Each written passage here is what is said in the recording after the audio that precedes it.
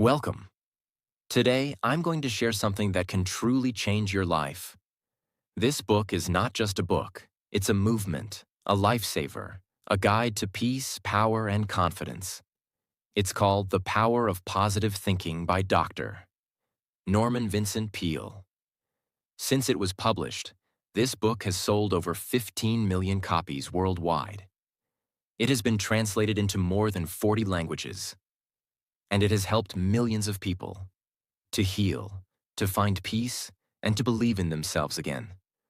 But this is not a motivational speech. This is a system, a way of thinking, speaking, believing, and acting that brings real change. People who were depressed, broken, anxious, hopeless, they read this book and came back to life. And the best part? It's written in simple words. And today, I'll explain it in even simpler English, so anyone in the world can understand it and feel its power. Perfect for improving your English listening and understanding. So while you learn the lessons of life, you also grow in English. So stay with me till the end, because this one book might give you the faith, power, and confidence you've been searching for your entire life. Let's begin. This book has a total of 20 chapters, and in this video, I've explained all of them in detail one by one, with simple English and powerful real-life examples. Chapter 1. Believe in yourself. If you don't believe in yourself, the world won't either. Most people fail before they even try, because deep inside they think, I'm not good enough. I'm not smart enough. I'm not lucky like others. These thoughts are silent killers. This chapter says, you must build confidence from the inside. Imagine a boy named Sam. In school, he always stayed quiet. He thought, I can't speak English like the others. I'll look stupid. So he never raised his hand, never practiced. One day, a teacher told him, you are not less than anyone.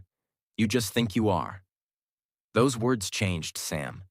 He started talking to himself positively every morning. I can learn. I am not afraid. I will improve. 6 months later, Sam was standing on stage, giving a speech in English. His hands were shaking, but his heart was strong. Why?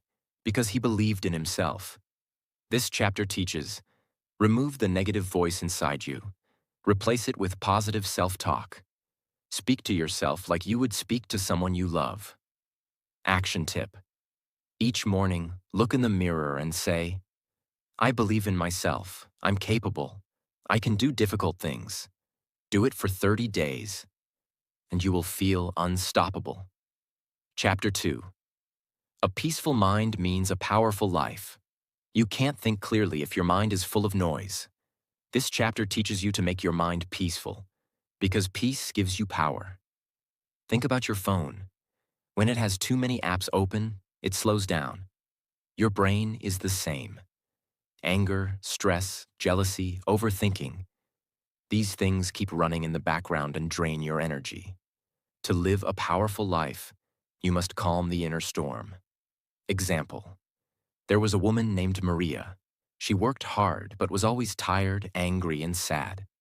Her boss shouted, her kids complained, her husband didn't listen. One day, she sat under a tree, closed her eyes, and breathed deeply. No phone, no noise, no expectations, just silence. She did this 10 minutes every day. Slowly, something changed. She smiled more. She spoke calmly. People started respecting her. She didn't get lucky. She just made her mind peaceful, and that changed her life. This chapter teaches, disconnect from chaos. Go for a walk. Sit quietly. Talk to yourself like a friend. Read something peaceful before bed. Not news, not gossip, not drama. Peace equals power. When your mind is peaceful, your life becomes powerful. Chapter 3. Stop being afraid of the future. Fear kills dreams. Most people don't fail because of problems. They fail because they fear the possibility of problems. They ask, what if I lose money? What if people laugh at me? What if I fail? But what if you succeed? This chapter teaches, Don't let fear control your life. For example, there was a young man who dreamed of starting his own cafe. But he was afraid. He had never run a business.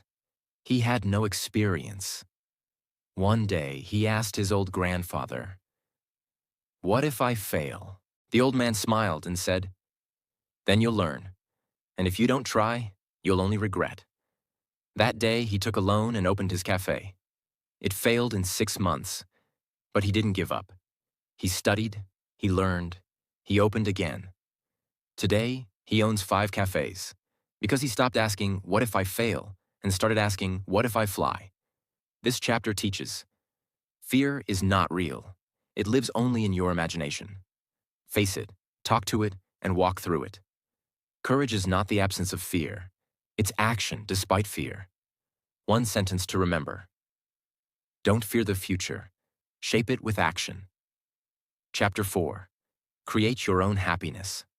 Happiness is not something you wait for. It's something you create. Many people think, I'll be happy when I get the job. I'll be happy when I get married. I'll be happy when I become rich. But if your happiness depends on something outside, you'll always be chasing it. This chapter says, start with happiness inside. A rich businessman once said, I have everything, but I feel empty. He had money, fame, a big house, but no peace. Then he started doing small things. He spent time with poor kids on Sundays. He called his mom every night. He planted trees. He said thank you more often. Slowly, he started smiling again. He realized happiness is not in things. It's in moments. It's in giving. It's in connection. It's in gratitude. This chapter teaches, smile first, not because life is perfect, but because you're alive. Stop comparing. Start appreciating. Find joy in small things. Tea with your mother, a hug from your child, a quiet moment alone. One powerful line. If you want to be happy, don't wait. Create chapter 5. Expect the best, and you'll get it. Your mind is like a magnet. If you think good things will happen, you attract them. If you expect failure, it often becomes true. This chapter says, always expect the best. Even when life looks dark. But why does this work? Because when you expect something good, your brain becomes creative, your body feels energetic, and your eyes start seeing opportunities. But if you expect the worst, your brain shuts down, your body gets tired, and your heart becomes afraid. Real-life example. There was a man named David. He was a salesman. Every morning he told himself, no one will buy today, people don't care. And guess what? He sold almost nothing. One day, he tried something different. Before leaving the house, he stood in front of the mirror and said, today will be a great day. I will meet kind people. I will sell. In the beginning, nothing big changed. But slowly, his smile became real, his energy was stronger, he looked confident, and people started listening, buying, trusting. After 3 months, David became the top salesperson. Not because the world changed, but because he did. This chapter teaches, what you expect becomes your reality. You have to choose. Expect miracles or expect misery. Every day, expect success, not fear. One action. Tip. Before every important moment, a meeting, interview, speech, close your eyes and say, I expect the best. I am ready. Do this for 1 week. Your mindset will change forever. Chapter 6. Stop feeding your mind with fear. Fear is not just an emotion, it's a poison. It destroys your peace, weakens your body, and steals your power. This chapter is about one big lesson. Starve your fears and feed your faith. Think about it. What are you feeding your mind daily? If you're always watching negative news, listening to complaints, comparing yourself on social media, you're feeding fear. But if you read good books, talk to positive people, meditate, pray, reflect, you feed peace and power. Example from real life. A woman named Julia had panic attacks. She feared losing her job, her health, and her relationships. Her day started with negative news and ended with gossip videos. Her mind became a storm. One day, her therapist gave her a task. For the next 10 days, no bad content, no gossip, only positive thoughts, good music, walking in nature, and a gratitude journal. She laughed. "This won't help," she said. But she did it anyway. By day 7, she felt better. By day 30, no panic attacks. She felt like a different person. Why? Because she stopped feeding her fears. This chapter teaches, fear grows when you water it. So stop watering it. Instead of saying, "What if I fail?" say, "What if I grow?" Don't let fear write your story. Powerful. Quote, rephrased for simplicity.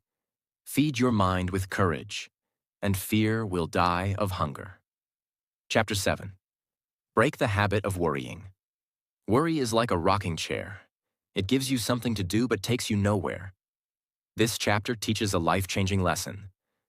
Worrying is a habit, and like any habit, it can be broken. Most people think worry is just part of life. But this book says, you are not born with worry. You learn it, and you can unlearn it. Real example. There was a man named Nick. Every day he worried. What if I lose my job?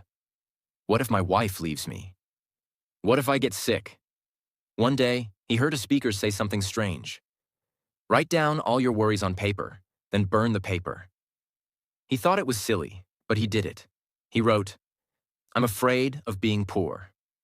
I'm afraid of dying alone. He burned the paper. He felt lighter.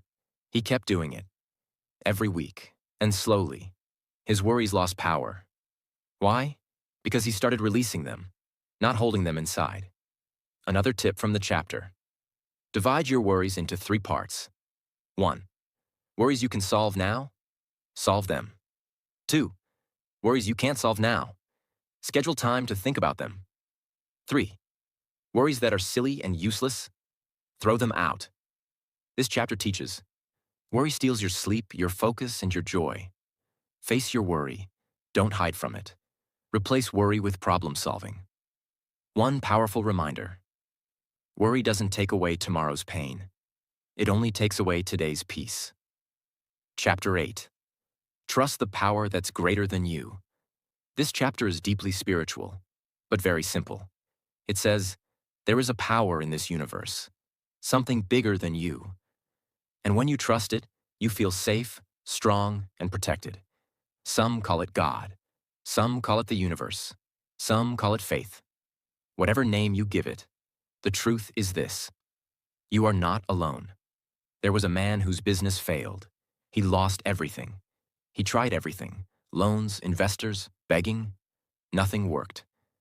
One day, in complete silence, he said, I've done all I can. Now I let go. I trust. And strangely, the next week, a friend called with an opportunity. Not magic, not luck, just faith and peace, after total surrender. Think of a child walking on the street with their father.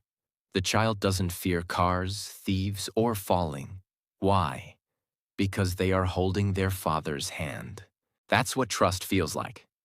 This chapter teaches, when you try to control everything, you get tired, afraid, weak. But when you trust something higher, your heart feels light.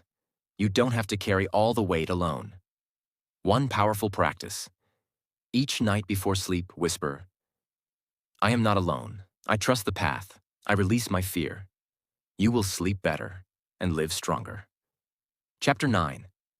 How to have constant energy.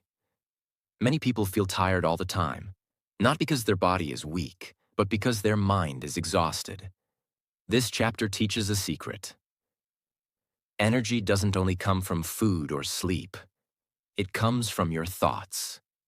Your thoughts can make you feel strong or destroy you from the inside. Let's imagine 2 people. Person A wakes up and says, oh no, another hard day. I'm tired already. Person B wakes up and says, today is a gift. I will give it my best. Both have the same job, same body. But by 10 a.m., one feels tired and the other feels alive. Why? Because of their mindset. Example: there was a nurse who worked 12-hour shifts in a hospital. Her name was Emily. She cared for patients, helped doctors, stayed on her feet all day. Yet people asked her, "How do you always look so full of energy?" Her answer was simple: "I don't focus on how tired I am. I focus on why I do this." Her energy didn't come from coffee. It came from her purpose, from helping others. Even when she had pain in her legs, she smiled, because her mind was stronger than her body.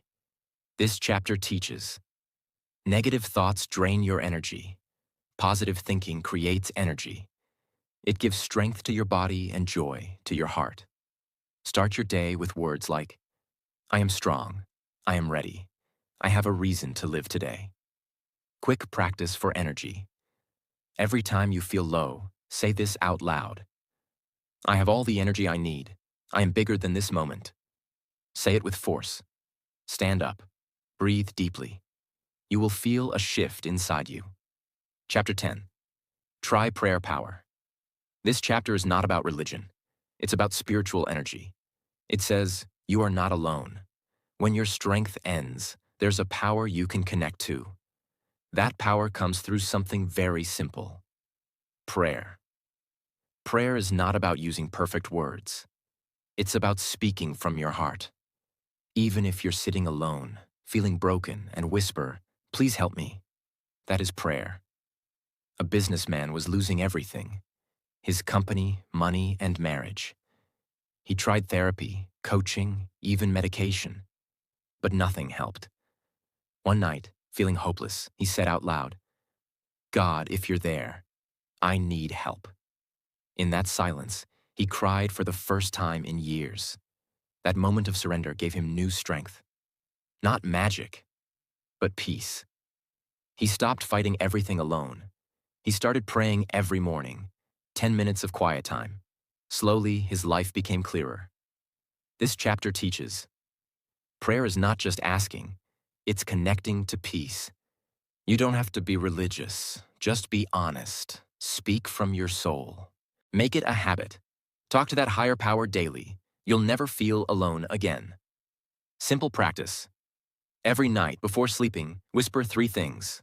1. Thank you for today. 2. Forgive me for my mistakes. 3. Guide me tomorrow. This quiet habit can make your heart feel strong, even in the darkest moments. Chapter 11. Stop holding grudges. This chapter is life-changing. It says, when you hold anger, it's like drinking poison and expecting the other person to die. Forgiveness is not about making the other person feel better. It's about freeing yourself. Many people carry pain from the past: a friend who betrayed them, a partner who cheated, a family member who hurt them. And they say, "I'll never forgive." But this only keeps the wound open. Forgiveness closes the wound, not for them, but for you. There was a man who didn't speak to his brother for 12 years. Why? Because his brother insulted him in front of others. Years passed. The pain grew. One day he read this line: "Forgive, not because they deserve it, but because you deserve peace." He cried. He called his brother. They both cried. They both healed. He didn't lose his pride. He gained his peace. This chapter teaches: forgiveness is power. It takes more strength to forgive than to hate. Forgiving someone doesn't mean they were right. It means you choose peace. Let go, not for them, for you. Simple practice. Close your eyes and say the name of someone who hurt you. Then whisper, "I forgive you. I release this pain. I choose peace." You don't need to tell them. You just need to free your soul. Chapter 12. Live a controlled and relaxed life. In this modern world, people are always rushing, running, competing. They wake up in a hurry, work in a hurry, eat in a hurry, sleep with worry. But this chapter teaches something powerful. A calm life is not a boring life. It is a smart, successful, and happy life. When you live in a relaxed and controlled way, you make better decisions, enjoy deeper moments, and live with more strength. There was a man named Daniel. He was the CEO of a company, always in meetings, phone calls, and emails. One day, his doctor said, "Your heart is in danger. You need to slow down." So Daniel changed his life. He woke up 30 minutes earlier to enjoy breakfast with his daughter. He stopped checking his phone after 8 p.m. He walked in the park every evening. No phone, just the sound of trees. He worked with more focus, less panic. After 6 months, he was healthier, happier, and more productive than ever. He didn't do less. He did things better. This chapter teaches, don't rush. Rushing doesn't bring success. Focus does. Don't try to do 50 things. Do 5 things with love, and that's enough. Slow living is not lazy. It is wise. Simple tips for a controlled life. 1. Create a morning routine, not a rush. 2. Eat slowly. Talk slowly. Breathe deeply. 3. Say no to unnecessary things. Protect your peace. Remember, relaxed is not weak. Controlled is not boring. It is strength in silence. Chapter 13. How to stay calm in every situation. Life is unpredictable. Bad things will happen. People will hurt you. Plans will break. The road will shake. But this chapter gives one powerful truth. You can't control everything, but you can control how you respond. The difference between a weak person and a strong person is this. The weak react in anger, panic, or fear. The strong stay calm, think clearly, and take wise action. A young pilot was flying a plane when one of the engines failed mid-air. The passengers were screaming, the crew was panicking. But the pilot, he stayed calm. He said to himself, "Panic won't save anyone. My calmness is their survival." He followed protocol, communicated with the tower, and landed the plane safely. Later, when reporters asked, "Weren't you scared?" he smiled and said, "Yes, but fear doesn't fix a crisis. Clarity does." This chapter teaches, you don't need to react to everything. Calmness is not weakness. It is a sign of great strength. When things get out of control, breathe, speak slowly, act wisely, practice for calmness. When you're angry, say nothing for 10 seconds. Breathe deeply. Ask yourself, what's the wisest thing I can do right now? Your life will change, not when things calm down, but when you do. Chapter 14. Believe in healing power. This chapter is incredibly emotional and powerful. It says, your mind has the power to heal your body. That's right. Many diseases, pains, and even long-term health issues can improve when you feed your mind with positive, peaceful, and healing thoughts. Science has proved this again and again, that belief, hope, and peace help the body heal faster. Real-life example. There was a woman named Susan who had cancer.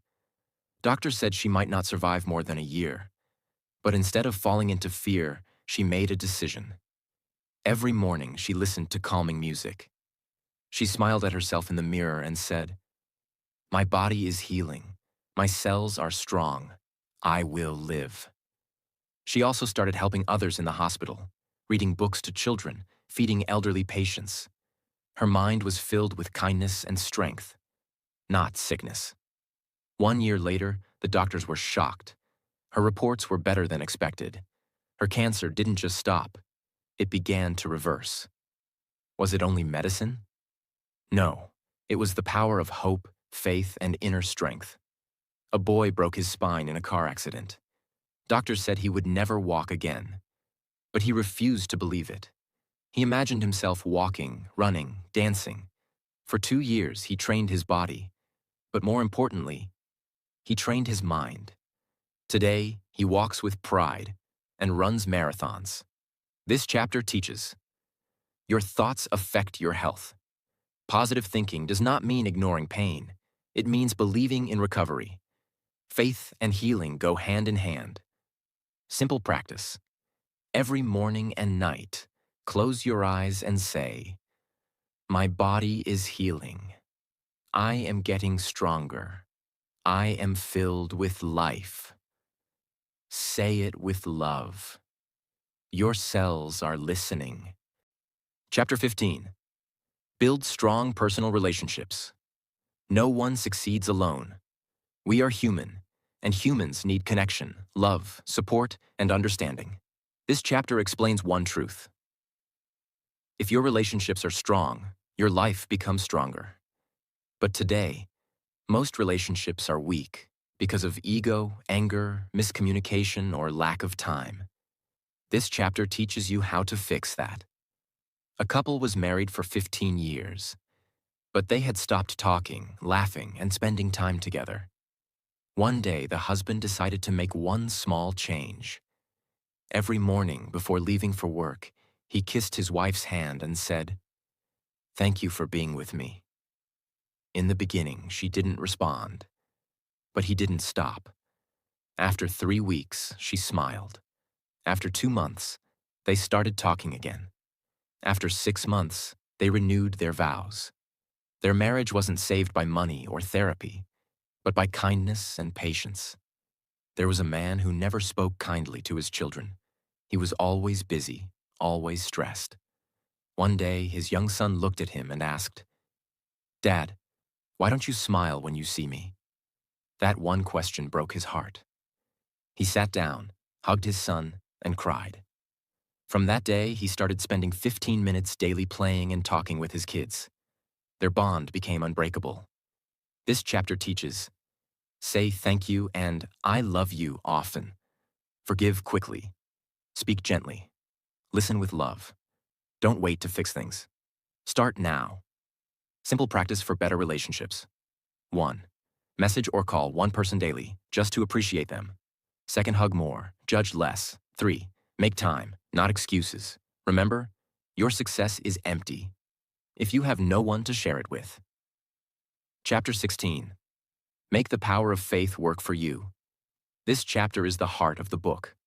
It says, faith is not just belief, it is action, it is trust, it is strength from something beyond you. Faith is what keeps you going when the road is dark. Faith is what helps you walk, even when you can't see the finish line.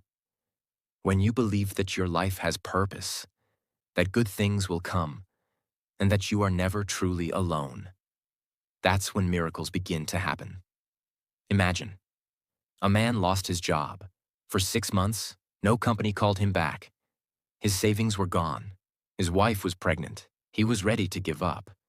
But every morning he wore his old suit, took his folder, and said, "I don't know who will hire me, but I believe someone will." One day, while waiting at a bus stop, he helped an old man carry his groceries. That man turned out to be the CEO of a company. They talked. The CEO liked his honesty. He gave him a job, a better one than he had before. Faith brought that moment, not luck. A girl wanted to study in a foreign university but had no money. Everyone said it was impossible. But she had faith. She applied for 30 scholarships, wrote emails every day, prayed, believed. On the 31st application, she got a full scholarship. She's now a professor, teaching others to believe in dreams. This chapter teaches, faith is not hope. It's stronger. It's a decision. Faith means acting, even when you can't see the result yet. Faith gives power to your actions, peace to your heart, and light to your path. Daily faith practice. 1. Every morning say this, I don't know how, but I believe it will happen. 2. Act with courage. Even small steps, taken with faith, move mountains. 3. End each day with this line, I did my best, and the rest is in bigger hands. Chapter 17. Stop trying to please everyone. This chapter begins with one deep truth. You cannot live a happy life if you spend it trying to make everyone else happy. Most people feel tired, not because they're doing too much, but because they're doing too much for others and not enough for themselves. They say yes when they want to say no. They agree to things that hurt their peace. They hide their feelings just to avoid conflict. This chapter teaches, if you want to live fully, you have to stop pleasing people and start respecting your own truth. A girl named Clara was always the nice one. She stayed silent when her friends used her. She agreed to a marriage she didn't want. She worked a job that made her miserable, just to make her parents proud. One day she broke down. She looked in the mirror and asked, "Why does everyone love me, but I don't love myself?" That night she wrote a letter to herself. It said, "Dear Clara, I'm sorry. From now on, I will protect you." She made bold changes, said no to the marriage, quit the job, applied to study music, her childhood dream. Everyone was shocked. Some were angry, but for the first time in her life, she felt free. This chapter teaches, you don't need to explain your life to everyone. Pleasing people often means betraying yourself. Choose your peace, even if it means some people walk away. Practice for self-respect. Every time you feel pressure to please others, ask yourself, if I say yes to them, am I saying no to myself? And if the answer is yes, choose yourself. Chapter 18. Fill your life with love. This chapter is soft, but powerful.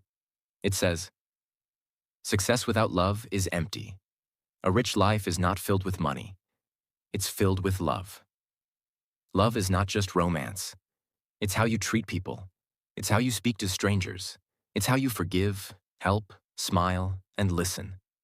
Love is a decision to be kind, even when the world isn't. There was a boy who had Down syndrome.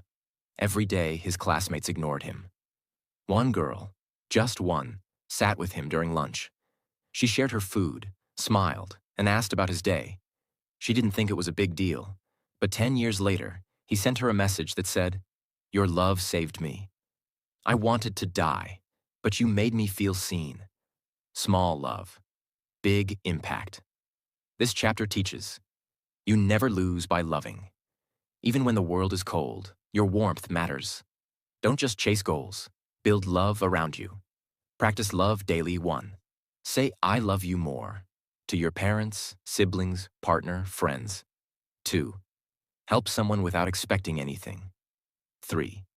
Say something kind to a stranger every day. Remember, at the end of life, people don't remember your money.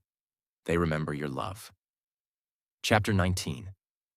Don't give up. You're closer than you think. This chapter is emotional.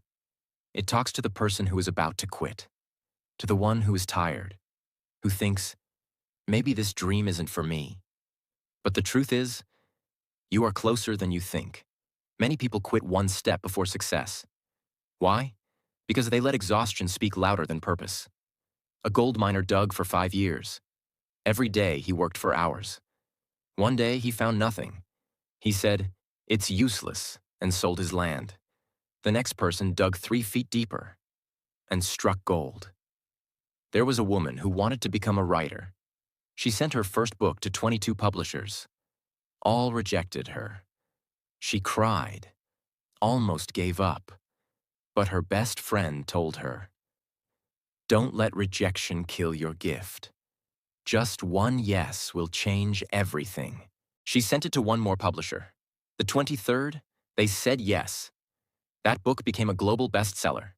That woman? J.K. Rowling. This chapter teaches, you don't need 100 people to believe in you, just one. And that one should be you. If it's hard, it means it's worth it. Struggles are signs of progress, not failure. Practice to keep going. 1. When you want to quit, ask, why did I start? 2. Think of your future self, the one who will thank you for not giving up. 3. Say this every day. I've come too far to stop now. I'm not finished. You were not born to give up. You were born to rise again and again. Chapter 20. Live your life with power and purpose. This is the final chapter, and it's a message to your soul. It says, you are not an accident. You were made for something bigger. Most people just exist. They wake up, work, eat, sleep, and call it life. But deep inside, they feel empty because they are not living with purpose. This chapter teaches you how to live with fire in your heart. There was a man who worked at a call center. Every day, he repeated the same script. But one day he asked himself, "Is this why I was born?" He began volunteering on weekends, helping poor students learn English. Something lit up inside him. He quit his job, opened a small school. It grew because his purpose gave him power. Today, 2,000 students are learning in his school because one man asked a bold question. A woman worked in a hospital cleaning floors. People ignored her, but she smiled at every patient. She sang while she cleaned. She prayed silently for the sick. When she retired, the hospital staff made a video for her. They said, "You weren't just cleaning, you were healing." Even the smallest job becomes powerful when done with love and purpose. This chapter teaches, your life has meaning, even if you don't see it yet. Find what makes you feel alive, and do it more. The world needs your gift. Don't hide it. How to live with power and purpose. 1. Ask yourself daily, what can I do today that will matter tomorrow? 2. Do something that makes you feel proud, even if no one is watching. 3. Don't chase a perfect life. Chase a meaningful one. You have power. You have purpose. You are not small. You are not late. You are just beginning. So now you've heard the truth.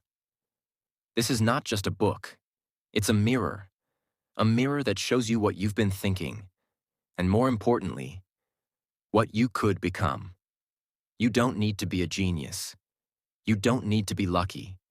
You just need to believe, really believe, that your thoughts can shape your life.